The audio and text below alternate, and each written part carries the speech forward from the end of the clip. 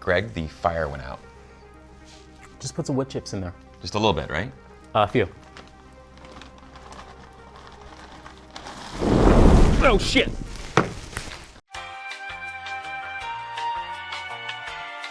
We're okay. We survived. Barely. Time for another breakdown of American Horror Story 1984. We're on episode 2, Mr. Jingles. Before we get started, make sure you follow us everywhere. We're on Instagram, Twitter, and Facebook. Make sure you're following us because we're going to share some bloopers, some behind-the-scenes moments. It's going to be a lot of fun. All right, my darlings, let's get into it. Now, before we get started, though, spoilers, of course. If you haven't seen the episode yet, get out of here, go watch it, and then come on back. Let's do it.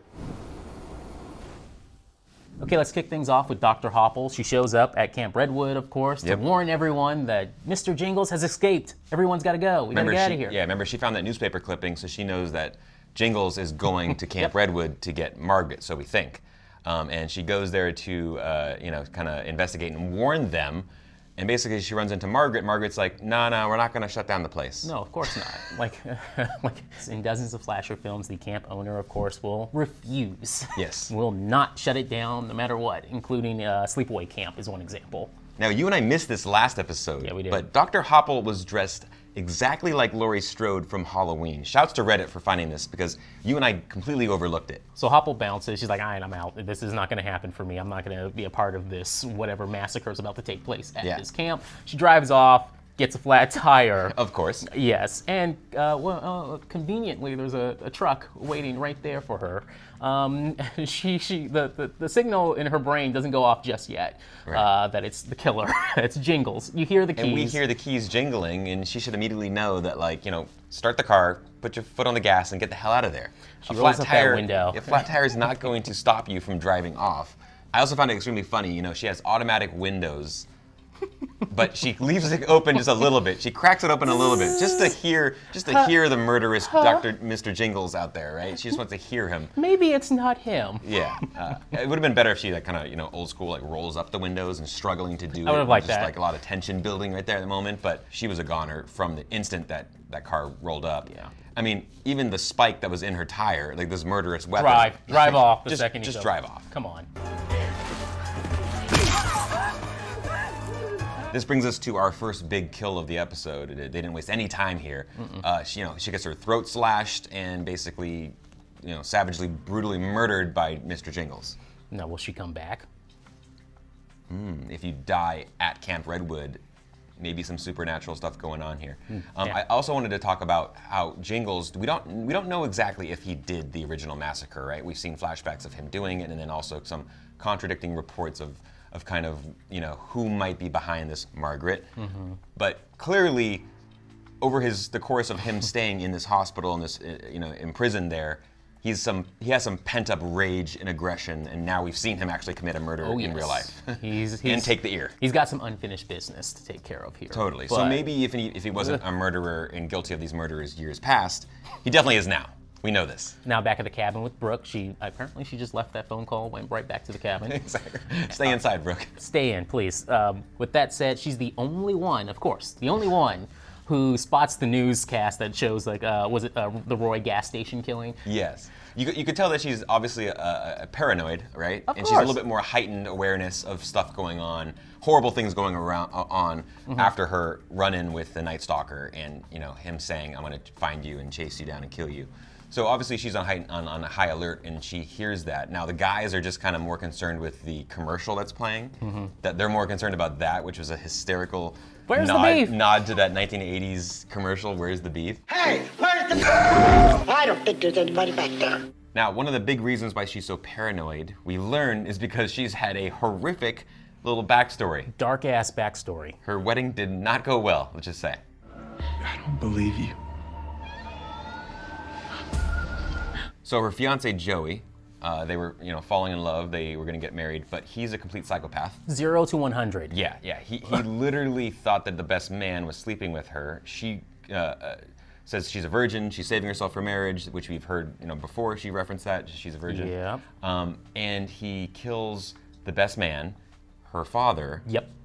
And then himself at the altar. Yeah, that's a dark ass, Aster, Hereditary, Midsummer kind of backstory. I dig it, While it fits for AHS. while White Wedding is playing underneath this whole thing. Of course. Of course, it was perfect. But my question is, why does Brooke keep that engagement ring?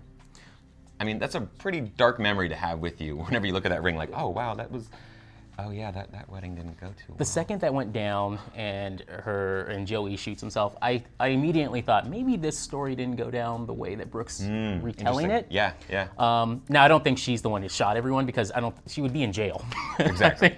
It wouldn't go down that way where she survived and shot everyone. So I have a feeling maybe she's not a virgin. I think that might be the case here. There's a lie somewhere here. Yeah, I think that's a good point that we really can't trust Brooke. Like, we want to trust Brooke, but we don't really know exactly all of the secrets of her past, right? No. Like, she's revealing things little by little to some of the characters like Montana. So I'm with you. I'm kind of like a little suspicious of Brooke and like what really happened. Maybe she's the one who whispered in his ear, I actually did sleep with them, and then takes the gun and shoots him. I don't know, something like that. Maybe, who knows? But I'm a little weirded out by Brooke right now. Something's up. Remember back in the first episode with the rings? And I feel like maybe those are trophies. What? Oh my God. Like, those are her version of Mr. Jingles' ears. Sure. She collects jewelry from the people she kills. She's a runaway bride. She's been doing this for years. Oh my God. And the last thing about the jewelry is, remember, Ramirez broke into her house looking specifically for the jewelry. Yep. So did he hear about what happened at the altar that day? Did he hear about Joey's brutal massacre of all those people? She should have been like, take these rings. I don't exactly. care. She should give them up easily. But like, why is he so interested in that? Nobody ever believes me. I believe you. Now we find out about this whole backstory when she's talking with Montana. And Montana totally comes on to her and like wants to hook up with her and is in love with her. Yep. Montana wants to sleep with everyone in the damn campground. Everyone. She's trying to find to hook up with someone on the campground, and this reminds me of the episode of, Frasier, where this same scenario took place. All the lust coursing through this lodge tonight. And no one was chasing me. Much like Brooke, I am extremely suspicious about Montana. Just the small things she does, when she locks the door and looks over at Brooke, and she, is kind of coming on to everybody, but you don't really know her intentions. I'm just extremely suspicious of her motivations. Everyone's a little suspect right now. Next up, the boys are taking their shower because boys take their showers at night, no exceptions apparently. That's the rules. Margaret. That's the rules at All right. Camp Redwood. And a few things happen right there very quickly. Xavier splits up with the group. Immediately, of course. You think this is probably his time to go. Yeah. We learn that's not the case, and Margaret shuts the power off. At that exact moment when you don't want the power to go off, and we see the boys kind of react to that, and then we also see Brooke alone again at night, outside, after everything she's been through. And we get the body of, I think, Dr. Hopple washes up to her.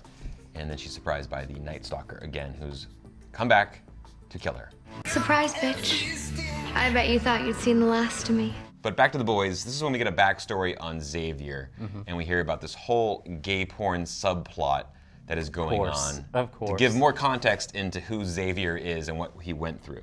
So Blake is basically his sugar daddy and also a porn producer. Video producer, pimp kind of thing going on right now. And he basically found Xavier in the park as a junkie and took care of him, and brought him in and forced him into a life of porn. Yeah. He's a Rembrandt. Yeah. You think he's going to get rid of a Rembrandt? Then Xavier quickly comes up with the plan. Wait, I got some boys back here for you to check out real quick, especially Trevor. Then we get the perfect framing of the shot of Blake with his eye looking through the peephole. We've seen this in countless movies, how they use this, but you knew exactly what was going to happen. You knew it was going to be bad for Blake. Yeah, he was going to be introduced to the show and then got killed off really quickly. So Xavier bounces. He wants to get away from this dude, and then Blake is murdered with like a spike through the back of the head that goes through the shower. And the guys are just showering and don't hear any of this. Don't hear none of it. Nope, not a thing. All good.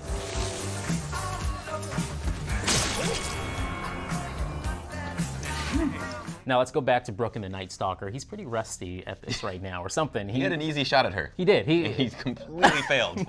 So Brooke runs off, and then immediately AHS gets weird again. I'm so happy the hiker comes back. That everyone noticed the anachronism in that hiker last week. He was so much decked out in 70s gear. People thought something's up here. Yeah. And you were correct. You were right. It looks like we got some weird supernatural elements kicked into the show. I'm happy. He's completely like healed of all the wounds that we thought that he had last episode. Yep. So we see Ramirez kill him the first time, and it was really cheap looking visual effects there in that first little body slice that I noticed. But horror films. Exactly. It's all good. Yeah. And then he would come back later and run into Ramirez, and he'd be like, and Ramirez was like shocked, like, what are you doing still alive? So we find out that he is in fact from 1970, and he was a counselor. His name is Jonas. He was a counselor at Camp Redwood. And it seems like he's stuck in the same moment that happened that fateful night during the massacre, that he was running away from Jingles, he assumes, and that he was running away and then gets hit by his car and killed. Now, one detail that he mentioned is that he heard the keys jingling, but he didn't see the face. He couldn't confirm exactly who it was that killed him. Margaret. Maybe Margaret. It sounds like it could be, but also maybe it had to do with something that actually then threw him into this loop, right? Some supernatural powers that basically force him to relive this moment over and over again. It's been 14 years since then. Has it been 14 years? Do we know? Did it just start now when the new kids showed up? Because that would be weird if this is a whole Groundhog's Day 14-year scenario for him. That sucks. That's the worst Groundhog Day ever, yeah. And I feel like at this point he would have been able to escape or something happens. But at the same time, maybe they find a way to kill him off each and every time he comes back. Right, and there's two key lines that he says, quote, like, you aren't supposed to be here, and, quote, wait, I don't die here. So it's like he has some recollection of, like, what is supposed to be happening, or his timeline and his course of events that are supposed to go on, but then he also is surprised to run into people, right? So it's kind of like he needs to get like reminded of what happened. Remember later with his conversation with Margaret, he basically has to remember exactly what happened. Amnesia of some kind. But at the same time, again, is he the only one that keeps hopping back?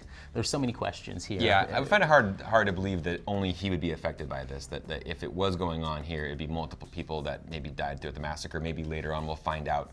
We get to find other people that died that night that come back to life and kind of haunt that area. That goes with a lot of, American Horror Story rules when it comes to when you die and on certain grounds, like hotel, Roanoke.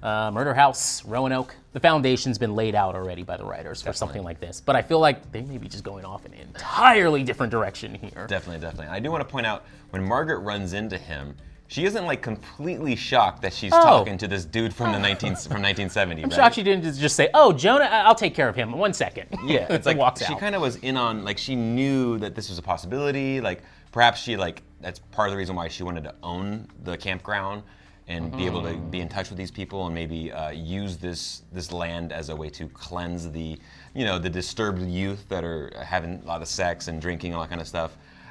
So there's a reason why that she is getting involved in this area, but also like she's not too shocked of like supernatural stuff that might be going on. No, Which is kind of alarming and suspicious to me. Maybe Margaret knows what's going on here and she wants to just replay that massacre over and over again. She knows of the history of this like spooky supernatural ghost vibe that's going on here, and she just wants to play it over and over again. And that would align with what she says to Ramirez later on, right? She has her faith in God. It kind of allows her to do, and she has a traumatic event. She uses those two things to kind of do whatever she wants and justify anything that she does, however horrible it may be, right? So she's basically putting these innocent kids into the same cycle that she went through over and over again. So let's move on. They find Blake's body. Yep. And Trevor delivers one of the lines of the week. Oh, shit. I think he was checking me out. What's bigger, Trevor's ego or package? I love how he plays it off like he knows the gift that he has down there, and he just like literally assumes that everything is, the world revolves around That's my his dick. Yeah. All right, now we got to talk about Margaret and her crazy ass. She welcomes the Night Stalker into her cabin and wants to literally clean his wounds. Let me get my first aid kit. Yeah. It's all good, buddy. Yeah, he's a serial killer. What the fuck are you doing? Now, they do a little background for Ramirez, which is pretty accurate Yeah. to the actual case for Ramirez. He Definitely. grew up in a broken home. He suffered a head injury. Yeah. He had seizures. His mom actually did work in a boot factory. Yep. And she was exposed to all these chemicals, and I believe that all of the children suffered some sort of birth defects. And his cousin Mike fought in the Vietnam War. Killed a bunch of people. And he also witnessed his cousin murder his wife. Now, having heard all that, Margaret's like, hey, can you help me take care of this Mr. Jingles problem? Of course, she's like Darth Sidious. She's trying to get, Luke to help her out right now, just so she can get rid of Darth Vader who's coming to kill her. Right, it's a little bit of like Freddy versus Jason vibes here. You got two like killers like against each other Get hyped. in the campground. Next episode, it's happening. Right, we want to see a good fight between them. So the kids get a closer look at Blake's body, and they notice that his ear is missing. They're like, oh shit, it's Jingles. Yeah. And now Let's we get the hell have outta here. Jingles and the Night Stalker here. Right. It's time to move. And so they finally get in a car, and I don't know why they have Xavier drive. He should be the last person driving at Don't this let him point. drive. Yeah, he's a horrible driver, and we also get a confession out of Chet that he took steroids, which we all knew. Best One line. of the best lines of this episode. I can't die with a guilty conscience. I totally did those steroids. Yeah, we all fucking know! Now Xavier, horrible driver as he is, he almost runs into Nurse Rita, who survived that run-in with Jingles. Somehow. Two things. Either she just pushed him over, hit him with something, ran out the door, Sure. or whatever. Sure, that's probably what it was, and we'll find out in the next episode. Or, again, she's working with Margaret, and something weird's going on in the background. I doubt it, though. I think she just hit him or something and ran off. Clearly, I think we have to be suspicious, though, Yeah. of everyone, like you said earlier, because we really don't know all the context and background on everyone's motivations. What we do know is that now they're trying to get out of the campground because two killers are there. There are two crazed killers roaming around that camp. You want us to go back? So Ray hits us with the two crazed killers, and so, what's the only thing you gotta do next when you're with a group of people all together in a horror film? Greg, you gotta split up. Of course. You see, you push the laws and you end up dead. We also had a funny line from Margaret when Jonas asks if he's a ghost. Oh, my Dan Aykroyd, I guess. I love this reference because you can see Margaret going to the movie theater a month before this and watching Ghostbusters. It came out in like June of '84. So she had it fresh on her mind, right? And Jonas is sitting there like, what? Dan Aykroyd, I missed this. What's Ghostbusters? What the fuck Like, are you talking about? The guy's stuck in the 70s. He doesn't know what the fuck's going on. One thing I noticed when Brooke and Chet are back together and she tries to get him away, he's trying to get close to her, and she brings up this line. Just stay away from me. Everyone I get close to ends up getting hurt. Now that's a very Sydney Scream line right there, Yeah. isolating herself. Hey, it worked out for Sydney. She's survived 4 films, so she can keep this going. She's gonna be the final girl, we think. And poor Chet, he's trying to make a move on her, right? And he's like, this is a vulnerable time. I want to take care of you. I want to protect you. And she's like, just get the F away from me. Roid rage, dude. No. I'll take my chances with Richard Ramirez. But at the end of the episode, Xavier does confess that he knows Blake. He gets that out of the way. He has to come clean. He comes clean, and with that, we get the banging on the doors. Yeah, the Both episode doors. ends with both doors, both groups of people who split up. We would think that each of the killers separately are banging on the doors, or Margaret is behind that door. But what if it's like, what if finally the kids have arrived at camp, and they're trying to get in, and it's cold as hell outside? Or maybe it's the, I don't know, one of the janitors. Another janitor, cops. Where's Birdie? I don't know. Is she dead? Where'd she go? Dibs. You would know what to do with it if you got it, handsome. Time now to talk about our favorite kill of the week. Every episode is, of course, filled with a ton of kills. Greg, what was your favorite kill from this episode 2? The hiker. Which time he died a couple times. Torso slash. That's my favorite. I'm actually okay with that. The graphics are cheesy. I liked it. It's I don't know, awesome. it just didn't feel like American Horror Story. I think we've seen really graphic and brutal kills in past seasons, and it felt a little bit cheap into VFX for me. I disagree. All right, what's your kill of the week? My kill of the week has to be Blake. Peeping on the guys showering, on Trevor, and just the kill to have him like looking through the peephole and then get a sharp spike through the back of his head and just stuck there. I like that they mentioned even like you saw gray matter after from the wound, and his ears cut off as well, just brutally. And then when he falls off of the side of the shower, you just see him with the spike on his head. Goes and in further. He drops. Extremely brutal, but he deserved that death. Yeah, he was, well... Maybe not deserved it, I but... don't know if anyone deserved that, but I can see that happening. Maybe he's not that bad of a person, but he was not the greatest person. That's no cock. It's an act of God. Speaking of the killers, I did notice a kind of pattern of whenever Jingles would show up, you get that key, the sound effects of the keys kind of coming through. And I'm starting to dig it. Yeah, I'm starting to dig it. And whenever Ramirez would show up, you'd hear like the whispers of Satan. They're using this almost like, the Jaws music in Jaws when you know that the shark is nearby and going to kill somebody. So you can kind of decipher what killer is in the room or being tracking down our friends here based on what you hear, before it actually happens. Now, they're also going to use this kind of throw us off the scent as well, right? Because anyone could really hold on to those keys, Margaret, and kill somebody. So that was a really cool use of sound in order to kind of explain what was going on. Now let's end this on our final thoughts for this episode. What'd you think?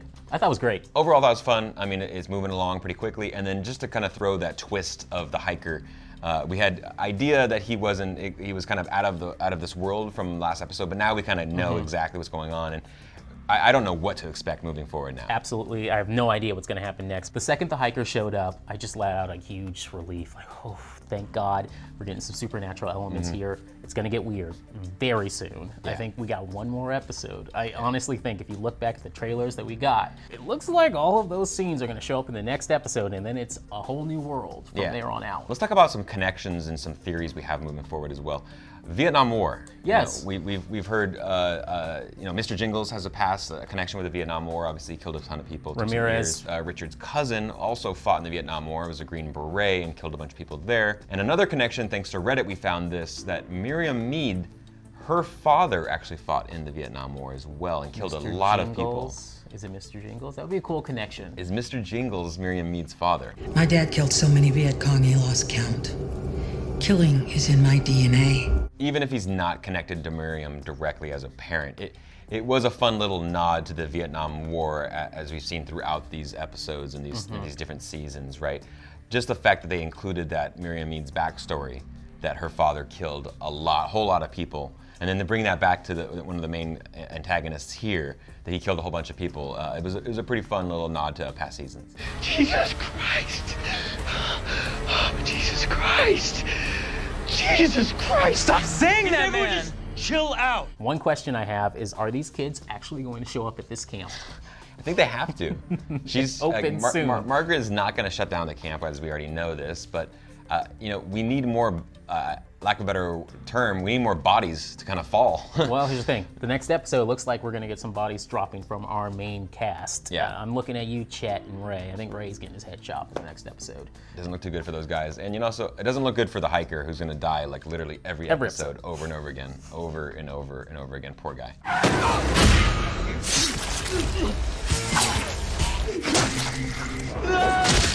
Now, before we go, guys, I need to tell you about our new show, True Fiction, airing every Sunday on GameSpot Universe. You're not going to want to miss this one. This one's about Godzilla. Make sure you're subscribed so you don't miss that show and all of these weekly breakdowns. And make sure to hit us up in the comments section. Let us know your favorite theories and predictions as well. Thanks for watching, guys. We will see you next week with episode 3. Bye-bye.